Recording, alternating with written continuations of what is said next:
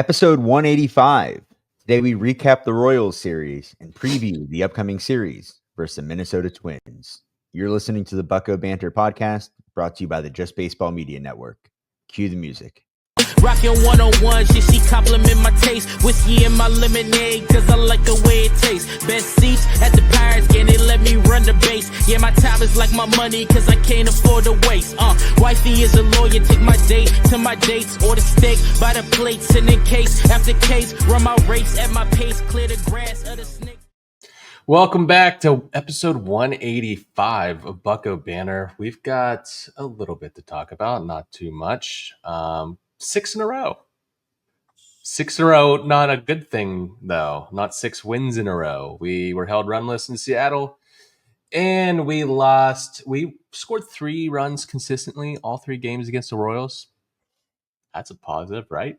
We scored, but couldn't pull out the W in any of those games.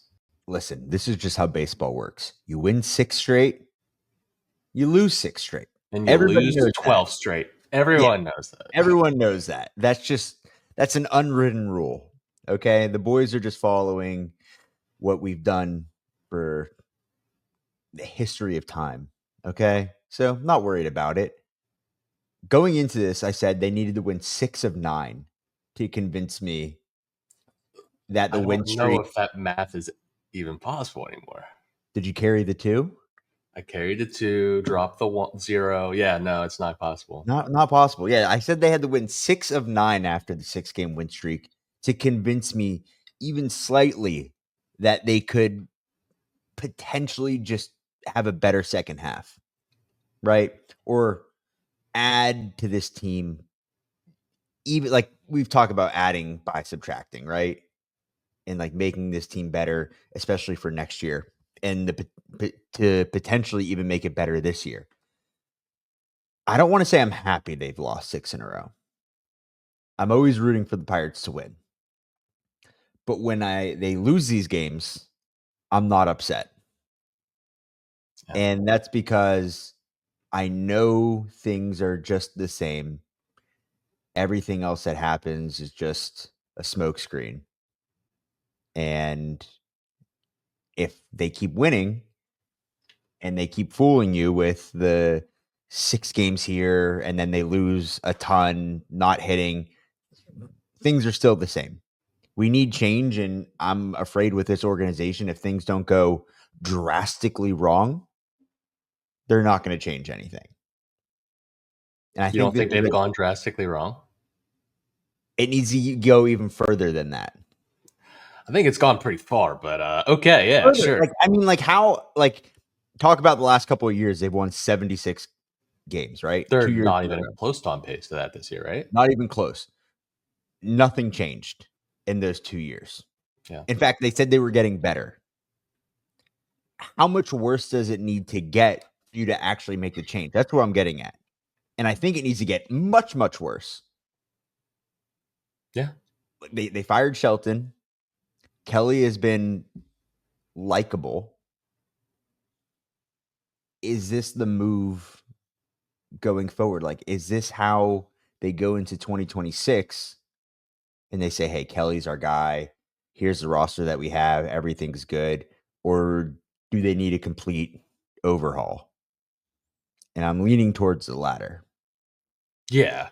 I don't know if I factored Kelly into that decision. I still think there's a strong possibility that he's manager next year. Because technically he's not interim right now, right? But sure. I don't know, man. There's one person that hasn't fooled me, and that's Tommy Pham. I'm going to do a quick pivot. My man is 250 right now. He's hitting 250. He's got one of the hottest bats in the National League. This guy is just on fire. Tommy Pham in his last 7 games is hitting 409, 480, 636 with 4 RBIs, 3 walks, only 3 strikeouts, and a bomb. That's real. That's real. That's talent there. Also, MLB.com has Tommy Pham's nickname as Famtastic.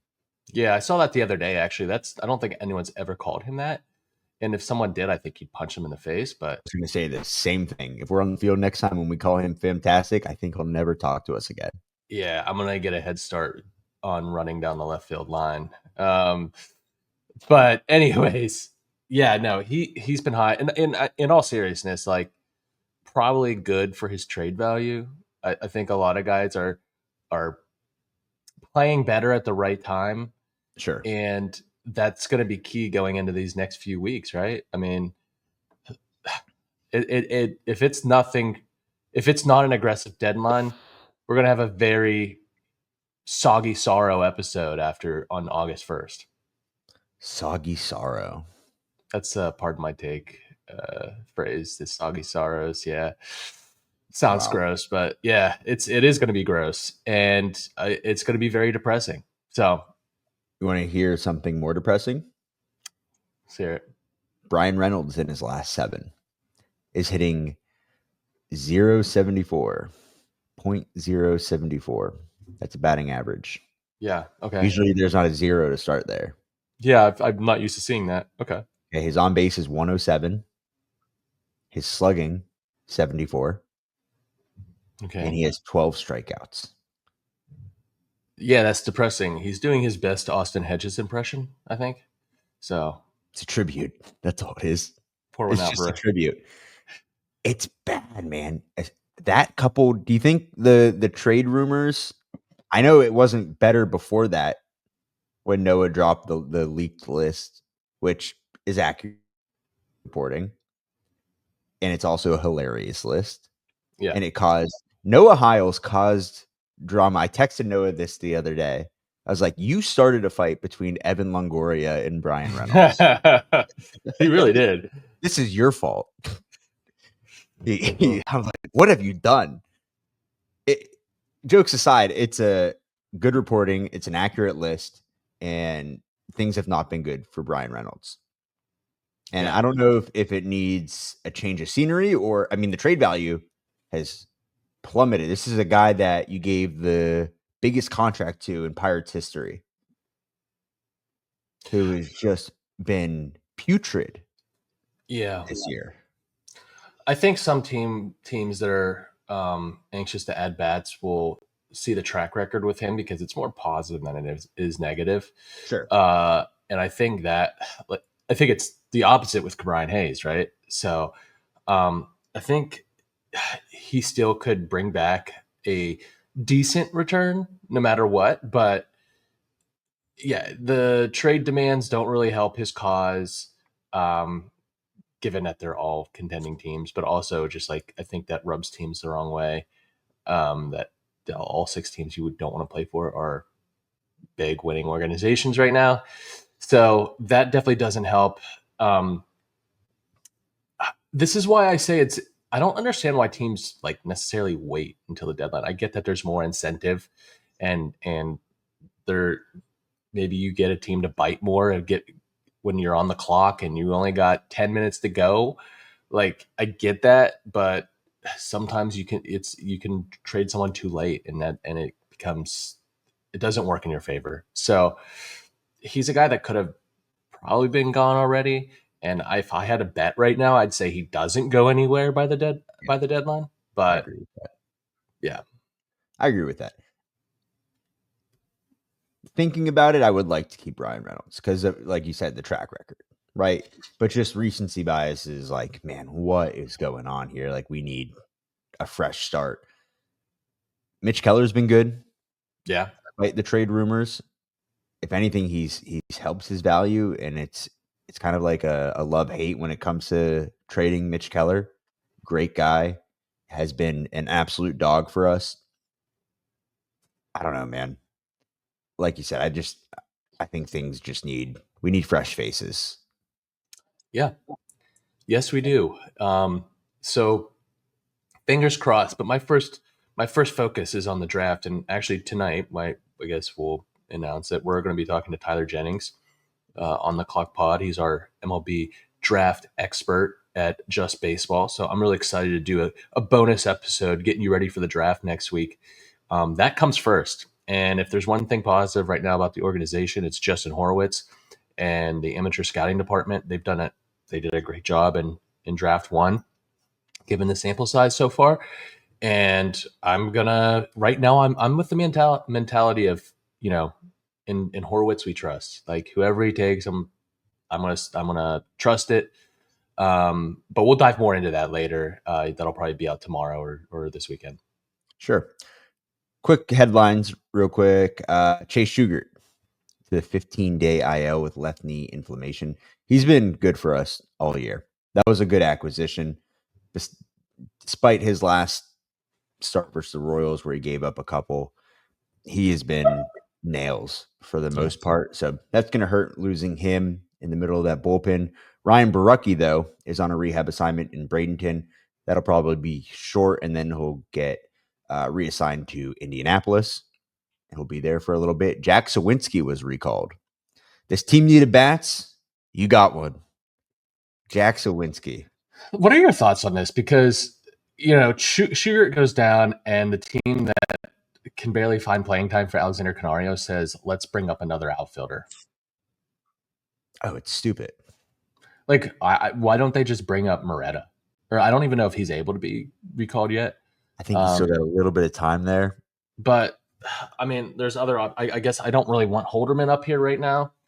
He hasn't been good. Has been good, so I don't know what their options are. Kyle Nicholas, but how many more options does Kyle Nicholas have? I feel like you've started to use those. I don't know. I just don't like this. I don't see the point with Jack Sawinski. But hey, if you're gonna bring up an outfitter, I'd rather just see Gorski again. Yeah, they were going to give him another chance at some point. Bro, I wish some people gave me the amount of chances that the Pirates gave Jack Sawinski, because he has gotten chance after chance after chance. The sample size is large, and they've given up on guys way quicker. So, man, lucky man, Jack Sawinski. Does Jack Sawinski not understand like how the sun works? I don't think so. I often see him being blinded by the sun. Sun bright, Yeah. glass is good. Yeah. Sun bright, glass is good. Glasses block sun, see ball. Especially during solar eclipse. Yeah. Can't stare into the sun, Jack. Yeah. Can't do it. Last news, Cruz is in the home run derby. For those who say he's not an all-star, why is he in the home run derby? Enough. This has happened so many times. Yeah. Okay. Be happy. This is the positive thing.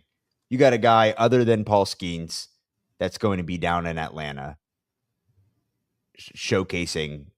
It's going to be a unbelievable really power. good home run derby. It's going to be a really good one. Yeah. Who's your favorite? I mean, I like Cruz a lot. I think Cruz is going to do well. I'm going to say James Wood right now. Yeah. Yeah. I could see Acuna showing out in his own home ballpark. Yeah, I think it's going to be fun, man. Caminero committed yesterday. I think that's my sleeper. Caminero? Yeah. Okay. Just crazy power there. I really like Caminero. That was my guy just this year, generally. That was my dark horse MVP. So let's get into the game recaps, shall we? I'll get us kicked off here with Monday. Before we get into it, go to tseshop.com for all of your Pittsburgh sports memorabilia needs. Pirates, Penguins, Steelers. Get all you want and more at tseshop.com. Total Sports Enterprises has you covered. Go into the description below, click the link, let them know Bucko Banter sent you. Monday, Tuesday, and Wednesday, they all lost. All right, there goes the Royals recap. Monday, 9-3 L. Heaney, 3 innings, 6 hits, 4 earned, 1 walk, 2 Ks, 1 home run, 1 pair of shoelaces lost. He's got a 4.41 ERA, 49 strikes on 76 pitches, 100% zone contact rate for the Royals on the 4-seam. 100%. 80% on the slider. The bullpen consisted of Shugart, Cabrera, Bednar. Shugart, 2 2/3, 4 hits, 4 earned, 2 home runs. Cabrera, 2 innings, 2 hits, 1 earned, 1 K, 1 home run. Bednar had a third of an inning, 1 K. Tommy Pham had a home run, 2 RBIs as a team, 8 Ks, 3 walks, 4 hits, 2 for 4 runners in scoring position, 4 left on base. The Royals never hit home runs at home. This is all Jim Rosati's fault. solely on Jim. Gawker. I'm sorry, Jim. It's I the know you're resulting watching curse. this. Eh, you gotta take the L on this one. Yeah, absolutely. If he doesn't see this, we'll clip it and send it to him. So, um, yeah, I was really tired of Nick Lofton this series. I feel like Nick Lofton, Jack Caglianone was hitting like 130, and he looked like Barry Bonds against the Pirates. So, he's obviously a very high profile prospect. But yeah, it was pretty crazy how many home runs they hit this series. Tuesday, Mitch Keller, 6 2/3, 4 hits, 2 earned, 1 walk, 5 Ks. Gave up a home run to Cags and Lofton, as I just said. 3.58 ERA, generated 8 whiffs. Ferguson closed out the seventh, third of an inning. His ERA sits at 2.77. Santana earned the loss, 1 1/3, 2 hits, 1 earned, no walks, 1 K. Matson came in and gave up that last hit, but the run went to Santana. Cruz was 1 for 4 with his 16th home run of the year with 1 RBI. It was a solo shot. If you're questioning why he's going to Atlanta, well, watch a clip of this home run. 458 feet, 115.6 miles an hour. It was absolutely smoked. It was gone off the bat. Nicky G was 1 for 4 with his 4th homer of the year, 282. That homer went 427 feet. Pham, Davis, and Hayes each doubled. They had 6 hits total, 0 for 6 with runners in scoring position, 5 left on base, and 7 Ks. Wednesday, 4-3 L. Falter, 4 2/3, 6 hits, 3 earned, 2 walks, 3 Ks, 2 home runs. Bullpen, Ashcraft and Matson. Ashcraft, 2 1/3, 3 hits, 3 Ks. Matson, 1 inning, 2 hits, 1 earned, 1 walk, 1 crucial home run given up. The offense, not much. Cruz fam with doubles, Cruz and Hayes with RBIs. As a team, 9 Ks, 2 walks, 8 hits, 2 for 9 runners in scoring position, 6 left on base. Cruz was caught stealing, and they take the L. 2 close games. Yeah. Yeah, 2 close games, I guess. They came down to the very last inning. The Pirates just weren't able to get offense to push them over the edge. Like a couple home runs in game 2 with Cruz and Nicky G. It was nice to see Nicky G go yard.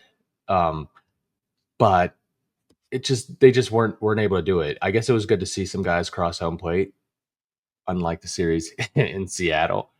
Yep. But it ain't going to get easier. I feel like they're really helping out the AL Central this week because the Royals jumped into second place from this series, and now we play the team that they jumped, and they got off to a hot start this year, but they've been, I think, slower out of the last month. Dropped a little bit, 2 games below 500. Still going to be a tough matchup, man. Yeah. They all are. They all are tough matchups. You are right. Let's take a quick break here, and then we will preview the upcoming series versus the Minnesota Twins.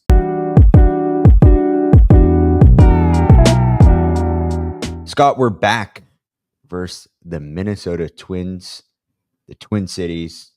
The Twins right now, 45-47, third in the AL Central. Before we get into the pitching previews, go to Sports Card Junction for all of your hobby needs. Baseball, football, basketball, hockey, soccer, Pokemon, whatever you want, Sports Card Junction has you covered. Great store, great people, 9011 Perry Highway. You could also go to sportscardjunction.com. It'll bring you to their eBay, much, much more. I love going into the shop, ripping a pack of cards, just chopping it up with everybody there. Great time. If you ever see us handing out cards at the game, those are all from Sports Card Junction. Again, Sports Card Junction, 9011 Perry Highway. Scott, why don't you get us into Friday's game? Friday's game is going to be must-watch TV, man. Big matchup. Joe Ryan, who's one of my favorite arms, I think was slept on arms in the league, versus Paul Skeens. Joe Ryan this year's 8-4 with a 2.76 ERA, 104 and a third innings pitched, 18 games, 116 Ks, 0.89 WHIP. 0.89 WHIP. The four seam, that's his go-to pitch, man. Over 50% of the time will sit mid 90s, nothing crazy. The sweeper split come in at 14% of the time. They'll sit low to mid 80s, and he also has a sinker, slider, and curve that he finishes off his repertoire with. Excellent command and control, rarely beats himself with walks. Fastball has elite characteristics despite average velo, works quickly and pounds the zone. That four seam, a little bit more about it. This is bread and butter. Despite not lighting up the radar gun, it plays up due to elite vertical ride and deception from a low 3/4 arm slot. Hitters often struggle to pick it up, especially up in the zone. The splitter was added to his arsenal in 2023. It gives him a much-needed weapon against lefties and helps generate more whiffs and ground balls. Still developing it, but has shown flashes of being a plus pitch. This is a guy, when they acquired him from the Rays, I was like, oh, this is like a classic Rays pitcher. And I'm sure they did not want to give up on him. Forget who went back in return for that. Was he in the Nelly Cruz trade? I can't remember. Anyways, probably their ace. I mean, I know they have Pablo Lopez, but he's a really, really good arm. And he's going to throw a lot of fastballs and get swings and misses at the top of the zone. It was the Nelly Cruz trade. Okay. Yeah, I thought so. Good job. Pitcher has not been announced for Saturday, so we'll go to Sunday. Right-handed pitcher Simeon Woods Richardson versus Mitch Keller.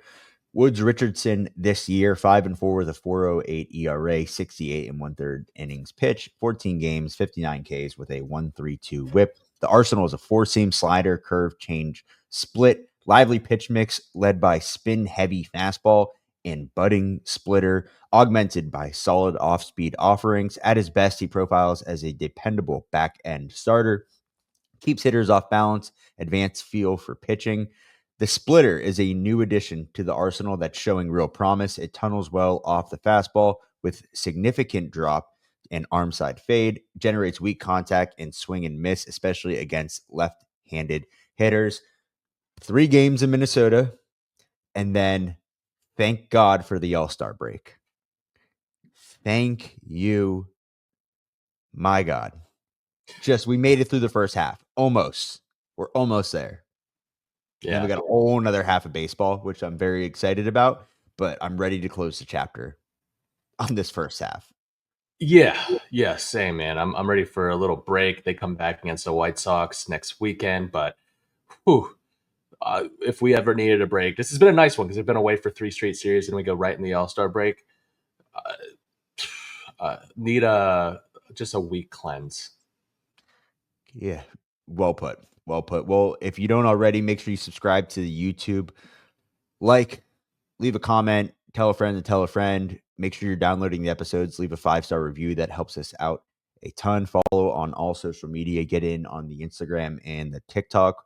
We have a card giveaway going on right now with our friend over at the Closet Cards. Make sure you go. We're giving away here I got the card right here. A Cosmic rookie card, Jared Jones. Look at this, baby. If you're on the YouTube, just an absolute sick card out of 150.